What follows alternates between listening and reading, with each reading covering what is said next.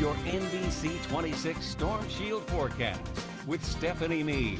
It's producing gusty wind conditions, heavy rain, lightning, as well as some hail, and it's moving directly towards the east at around 15 miles per hour. You can see it kind of developing out towards Alto, just north of Waupun, moving directly towards the east at around 15 miles per hour. So if you are out in this area, seek shelter, go to the basement, get under sturdy table, and if you don't have a basement, get in an interior room.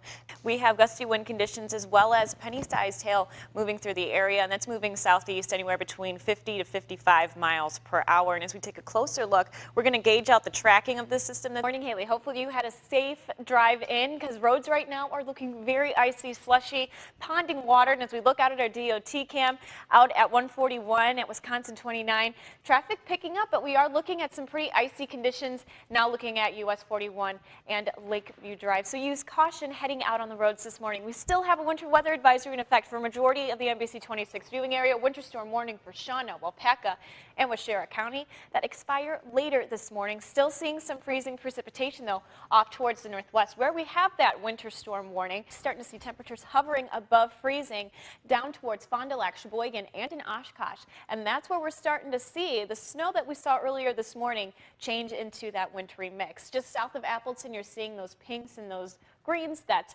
sleet mixing in with a little bit of rain, and it's slowly moving towards the north. For wind conditions today, not quite as blustery as yesterday, but still winds out of the west anywhere between 10 to 15 miles per hour. We'll continue to see that light breeze as we head into Friday, but when you factor in even that, we will feel very cold outside. Wind chill factors throughout this afternoon are going to be anywhere between 15 to 20 degrees below zero, so still very cold throughout the afternoon, next couple of days. But this is the same system that kind of wreaked havoc over Oklahoma, giving them plenty of icy conditions. We won't see ice to that extent, but we do have a winter weather advisory because of it for a majority of the NBC 26 viewing area that starts later this afternoon and goes into Tuesday afternoon. Starting off with snow, changing into a wintry mix as we head into later today. Ice accumulations up to around 1/4 of an inch, and then we'll see icy and dangerous road conditions because of that. So here's our skycast, between 8 to 10 inches here across northeast Wisconsin. Just to the south of us, anywhere between 4 to 6 inches, and down towards the Milwaukee area, mixture of some sleet and some rain, so they'll see less snow around 1 to 3. And it'll make road conditions rather difficult to drive on. Tuesday evening into Wednesday morning, we're expected to see treacherous, dangerous driving conditions as this heavy snow is making its way through. Behind that warm front, that's going to lift, and that's going to change our snow that we're seeing right now into a mixture of some rain and sleet.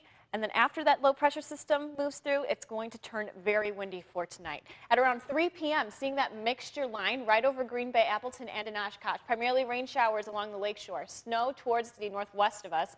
And then as we head into later during your evening commute, a lot of that funnels out off towards the east with glaze to around 1/4 of an inch of ice accumulating, making for some dangerous road conditions, especially into early morning.